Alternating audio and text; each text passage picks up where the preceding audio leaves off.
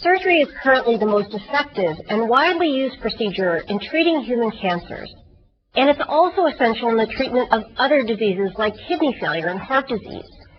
A recent study indicated that for particular types of cancer, surgery can cure 45% of cancer patients when it's used for treatment, whereas radiation or drugs only provide a 5% cure rate.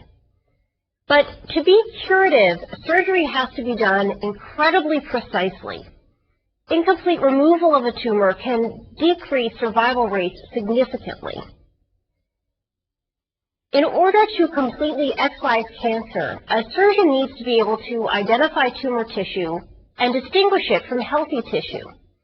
Where these two different types of cells come together are called the margins of a tumor. And it's very important to take as little of the healthy tissue as possible, because there could be important nerves or blood vessels in the tissue. So getting the margins of a tumor defined precisely is very important, and it's also really hard. Surgeons need to get all of the tumor, get nothing but the tumor. Now, surgeons use different types of guides, like radioactive tracers or visual or tactile inspection of tissue, to make a call on whether tissue is diseased.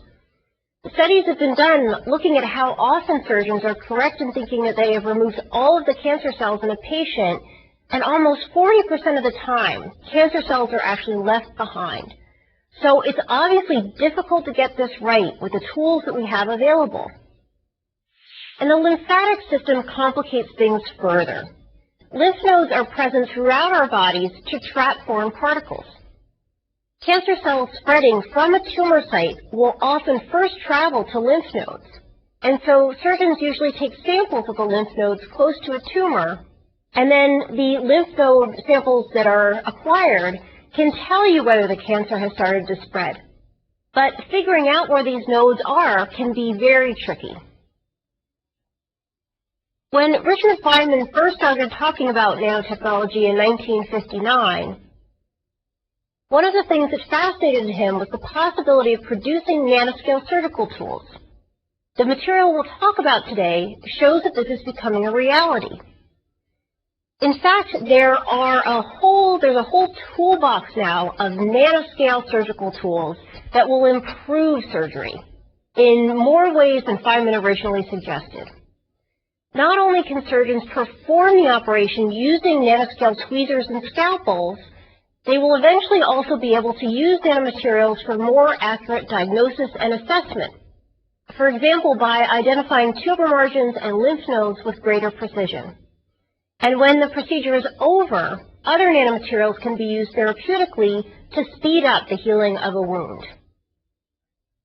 So let's start by talking about how nanomaterials can make the assessment of tumor margins more precise and allow surgeons to see the boundaries of tumors more clearly. As I mentioned, there are nerves and blood vessels near tumors that have to be avoided at all costs, making surgeons very conservative when taking extra tissue. Typically, when an operation is complete, a surgeon will take a small sample of tissue that they consider to be outside the margins of the tumor, and this tissue is tested post-surgery. In breast cancer, as many as 50% of partial mastectomy cases require a second procedure owing to the fact that there's tumor found outside where surgeons thought the margins were. Surgeons are obviously very conservative when they remove breast tissue in order to lessen adverse impacts on a woman's health or self-image, and this is a tough thing to balance with making sure that all the tumor cells are gone. In early-stage lung cancer, residual tumor deposits after surgery are associated with up to a 35% reduction in survival. Here, it's critical to take as little lung tissue as possible because the tumors are typically located near airways. Likewise, with brain tumors, the stakes are extremely high as every extra cell that is taken can interfere with the survival of a patient. The limiting factor in detecting microscopic tumors or defining the borders of a tumor at the time of surgery is really the sensitivity of the human eye. The eye can only resolve objects that are about the size of a dust mite. So that's about 250 microns in size. So most microscopic tumors or cell clusters can't be spotted with a background of normal tissue around. Really, only in special cases are tumor cells visually distinct from healthy cells. So this makes it even more challenging to selectively take them out. Now, if residual tumor cells could be detected in real time in the operating room, surgical resection of the tumor could be more accurate, and then survival rates would increase dramatically. The imaging of tumor cells during surgery using nanoparticles has already been shown to be a very powerful approach to improving surgical removal of brain tumors in lab animals.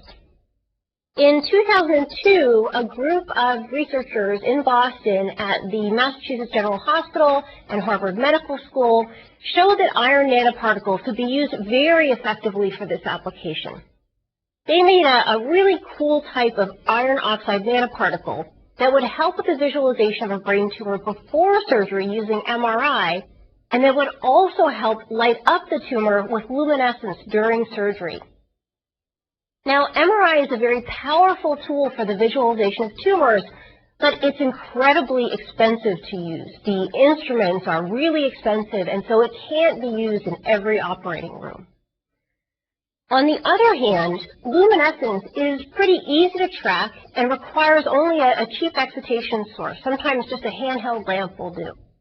So the researchers that made these bifunctional nanoparticles managed to make something that was good at giving off both types of signals, so the MRI signal and the luminescence signal. The iron oxide core that they used had magnetic properties that were really great for getting a strong MRI signal. And then they joined this core with a chemical dye that would emit light when it was excited. They injected this compound material into mice that had brain tumors, and then they allowed the nanoparticles to circulate for 24 hours. They collected MRI images, and these images showed the researchers exactly where the tumors were. With these images in hand, knowing where the tumors were, they opened up the skulls of the animals and used the luminescence signal to make a second call on precisely where the tumor tissue was. The image that you're looking at shows the tumor lighting up because of the presence of the nanoparticles. Once the surgery was done, they looked at the entire brain of the animals with methods that can only be used post-mortem, and they were able to determine that all of the cancer cells were gone. Well, and how did they do this? How did they look at the brain once the animal had been taken apart? Well, basically they sectioned the brain tissue, and then they incubated the tissue slices with stains that give a visual clue about whether a cell is diseased or healthy. This type of analysis works for post-mortem analysis, but it's obviously not something we can do with a living subject who would need the tissue back. So clearly, giving the human eye some more help in the form of glowing nanoparticles is an extremely powerful approach to improving the surgical removal of brain tumors. This was a really amazing study that back in 2003 was one of the first to prove the utility of nanomaterials for surgery. And the fact that this test case involved brain tumors makes it that much more incredible. This may not have occurred to you yet, but in order for these nanoparticles to do what they did, they had to cross something called the blood-brain barrier. As the name implies, this barrier is a shield around the brain that is very difficult to get through. There's a network of capillaries that surround the brain. If you placed all these capillaries end to end, they would span about 400 miles. And on top of that, the capillaries are very densely packed, and they have lots and lots of cells in them to ensure that only certain things make it to the brain. Small molecules that are about a nanometer, things like sugar, alcohol, nicotine, also certain antidepressant drugs, are good at getting through this barrier. But typically, large molecules can't get through. The fact that iron nanoparticles that were 50 nanometers were actually able to make it across is really surprising and obviously very fortuitous. Exactly how this works, though, we really don't know yet. Many people around the world are trying to understand which combinations of properties allow these particles to trick the capillaries into letting them through. But it looks like we're going to have to wait a little while in order to have that answer. Now, another type of surgical precision that can be enhanced by nanomaterials is the visualization of sentinel lymph nodes. As you may be aware, the lymphatic system is a network of vessels that instead of carrying blood, carries lymph. Lymph is a fluid that contains much of the waste generated by cells, and it's also used to transport foreign cells to the lymph nodes where they can be destroyed. So the lymphatic system provides another route for cancer cells to move around the body. And some cancers spread in a predictable fashion from where the cancer started.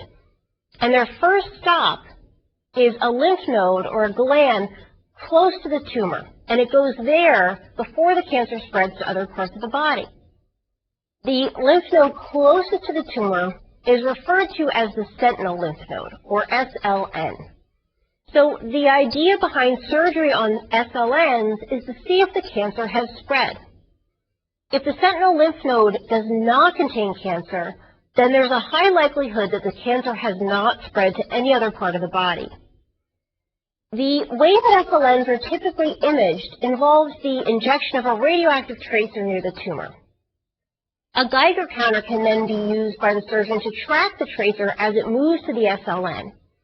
Now, using radioactivity for this is not ideal. Lots of radioactive substances are somewhat harmful, and this is where nanomaterials may be able to provide an alternative solution. In 2006, researchers working with semiconductor quantum dots noticed that when infrared-emitting semiconductor quantum dots were injected into a tumor, they localized right to the sentinel lymph nodes. The quantum dots clearly found the same path that metastatic cancer cells take through the lymphatic system to reach the SLN. It took only 15 seconds for the lymph nodes to light up, and so this would allow a surgeon to visualize the right lymph node and take samples for biopsy in real time. The pig model system that they use for these trials is what's called the Sinclair mini swine. This is a type of pig that has been engineered to spontaneously develop melanoma. And melanoma is a very relevant type of cancer for sentinel lymph node mapping because about 70% of melanomas in humans metastasize by passing through the lymph nodes. The pig form of melanoma is quite similar to the human form, so this is a really relevant system for the testing of the quantum dot imaging approach. Another feature of these pigs that is indirectly useful is that they have highly pigmented skin and dark hair, which is a little bit unusual for a pig, but that's what these guys have. And this makes it more of a challenge to detect the light being given off by the quantum dots in the lymph nodes. And so getting proof of principle, even in this system, makes it that much more likely that it would work in humans. The use of nanomaterials to find lymph nodes is likely several years away from being used in humans, but the potential for impact on surgical outcomes is significant. Lymph node resection is one of the most difficult things for surgeons to learn when they are using existing techniques for visualization. So it can take new surgeons over 60 surgeries to achieve technical proficiency, leaving all of the patients with incomplete resections unless somebody more experienced is looking over the shoulder of the inexperienced surgeon. So being able to use nanoparticles to illuminate lymph nodes should make the learning curve much less steep. Now, what if someday we were able to teach robots to perform surgery rather than relying on people? This may seem kind of far out, but it turns out that robotic surgery is something that's already being used today. The most common types of robotic surgeries actually have a human being controlling the robotics, but using the robot as an interface to the patient helps eliminate tremors, and it allows finer manipulations to be made. And it also allows surgery to be done remotely, as already happened in 2001 when a surgeon in New York removed a gallbladder in a patient in France. But one thing that robots really lack is a sense of touch. And for most types of surgery, it turns out that this is quite important. A fine sense of touch allows a surgeon to know how much force to use, and it may also give them information about the health of the tissue. A really neat nano device may provide a solution here and give robots a sense of touch. This device is basically a nanoparticle sandwich. There are 2 layers of gold nanoparticles on the outside of the sandwich and a layer of cadmium sulfide nanoparticles on the inside of the sandwich. The 2 kinds of particles are separated by a layer of squishy plastic. And when stress is placed on the gold nanoparticles on the outside, this causes them to get closer to the cadmium sulfide, and then the coupling between the 2 types of nanoparticles causes light to be emitted. Now, by coupling, I mean electronic coupling, or the extent to which the particles can feel the presence of the others. So now that we've seen how nanotechnology can be used to visualize our field tumors and also to visualize the spread of cancer cells, let's talk about some other promising approaches to the development of nanoscale surgical tools. The better we get at seeing cancer cells, the better able we'll be to take only the diseased cells during surgery and leave the healthy cells behind. But in order to be able to cut out a single cell, a very small scaffold would obviously be required. Throughout this course, we have looked at nanomaterials that certainly should be able to achieve this kind of resolution, but only if they could be manipulated at the macroscale. But this is the tricky part. We can't hold a single nanotube in our hand, so how could this type of material be used? Well, a study reported in the journal Science in 1999 described a really clever approach that gives us some leads on this. So what was done here is that a 1,000-nanometer glass rod was attached to 2 carbon nanotubes, and the attachment sites were made of metal so that they could serve as electrodes. When there was no potential applied to the electrodes, the carbon nanotubes remained apart. But when 8 volts were applied, the tips of the 2 carbon nanotubes were drawn together. This amazing set of images shows exactly what happens. You can see that as the applied voltage increases, the carbon nanotube tips get closer and closer until they're touching. So this device acts just like a pair of tweezers and could be able to pick up a single cell. This hasn't actually been tested yet, but the researchers working with the nanotweezers did show that they could pick up a single plastic particle with a diameter of 500 nanometers. You're looking at an image that shows the tweezers grabbing the particle and keeping a firm grip on it. Another way that increased precision could be achieved during surgery is through the use of nanolasers. Very fast and focused laser pulses are able to target single cells or even substructures within cells. This type of approach has been used to cut single nerves in tiny worms. These worms are just 1 millimeter in length.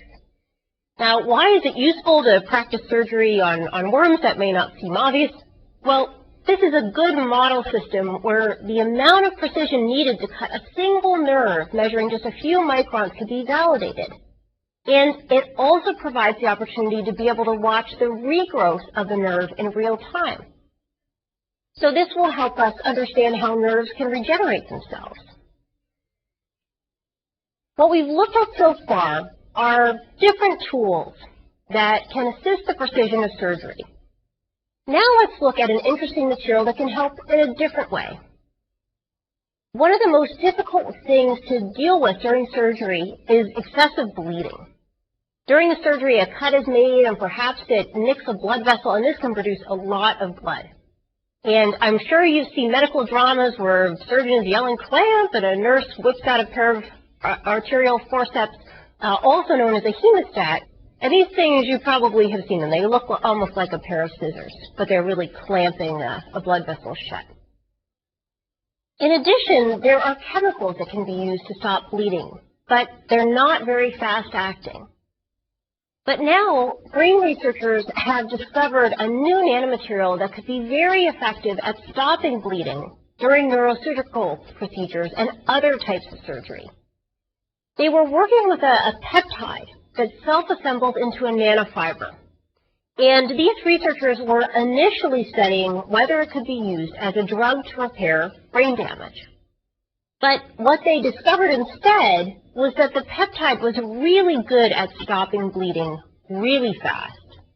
In addition to being a very useful material to have on hand during surgery, this could also be an important tool for treating acute trauma where there's lots and lots of bleeding. And maybe someday a peptide that self-assembles into a nanofiber, it could even replace the Band-Aid. In my house, we have two little boys running around, and Band-Aids are always being used to deal with scratches and scrapes. Both kids usually have a few somewhere on their body at any given time. But as you know, especially for little boys who love dirt, Band-Aids get dirty, and they're not great when it comes to keeping a cut clean. So maybe someday we'll have in our kitchens a little tube of this material that could be used as artificial skin while a cut heals. Nanomaterials can also be used to speed wound healing and limit infection. Silver nanoparticles are particularly promising for this application. It's been known for some time that silver nanoparticles can kill bacteria, and so they're a good way to keep bacteria from infecting a wound. But studies investigating this in rats showed something remarkable. The particles also made the wounds heal faster. This was a study where they were comparing silver nanoparticles with antibiotics, and it was discovered that burn wounds were completely healed 4 days earlier when silver nanoparticles were used. And in addition, the amount of scarring was reduced. So if you look at these images, you're looking at rats that have burn wounds on their backs. If the wounds are treated with silver nanoparticles, the rats have totally healed and regrown their fur in 25 days. Without the silver nanoparticles, you can see that the rats are still in pretty tough shape. But it's not just the presence of silver. Studies were also done with non-nanostructured silver, and it really didn't have any effect. Silver sulfadiazine is actually used clinically for burn treatment, but its effectiveness is pretty limited. Here, having silver present as a nanoparticle really seems to pump up the effect of the metal. We think that the nanoparticles fool the immune system into not overdoing the immune response, which then cuts down on inflammation. And since the nanoparticles kill any bacteria that might find their way into a wound, this is good. Now, in addition to promoting healing, nanoparticles can also be used to solder a cut shut. We've all had the unpleasant experience of getting stitches and then getting them removed, and using a nanoparticle glue may present a more pleasant alternative. A study that was recently done at Rice University in 2005 showed that this is indeed possible. Using rats as model patients, they applied gold nanoparticles to cuts and then hit the nanoparticles with 800 nanometer near-infrared light and heat soldered the wound shut. They also generated a control group that had conventional stitches. In these images, you're looking at a comparison of two cuts. The top one had stitches, and the bottom one had the nanoparticle solder. You can see that the stitch wound actually heals faster, but both eventually heal. And the discomfort to a patient would really be minimized for the nanoparticle approach, so this really seems worth pursuing. The researchers also looked at the skin cells after the wound was healed, and they made sure that the cells were normal, and they really looked fine. So this seems like a promising way to repair cuts, and it's also been shown to work with muscle. There may also be a potential to use a similar approach to repair nerves or blood vessels, so we'll have to stay tuned to see where this goes. I think it's really clear from the material that we've covered that there is huge potential for nanotechnology to improve what happens before, during, and after surgery. There are many types of tools becoming available that make it easier for surgeons to be more precise, and that will also allow robots to acquire and enhance the capabilities that humans have. There is also the potential to make recovery from surgery faster, using better agents for wound healing and treatment. And while we focused in this lecture on cancers, similar kinds of techniques have also begun to make progress for cardiovascular diseases as well, such as arteriosclerosis, thrombosis, and myocardial infarction. Now, in discussing how nanotechnology can be used in surgery, we've thought lots about how to repair damage or take diseased cells away. What we haven't considered yet is how to bring healthy cells back. So in the case of spinal cord damage or brain damage, the damage is almost always irreversible. And this is because we don't know how to coerce new cells to grow, and our bodies aren't very good at getting this done either. In the next lecture, we'll look at the role that nanomaterials are playing in a really interesting area, regenerative medicine. In this field, scientists are figuring out how to use nanomaterials to get new cells to grow where there's been damage, and replacing not just cells, but entire tissues. And progress is even being made on generating artificial organs outside of the body to help us with organ transplants. And even though cells aren't truly nanoscale, we are learning how to get them to form tissues using nanomaterials by providing the same cues as cells get in natural tissues. This is a very interesting and fast-moving field, and I think you'll find learning about it to be fascinating. See you next time.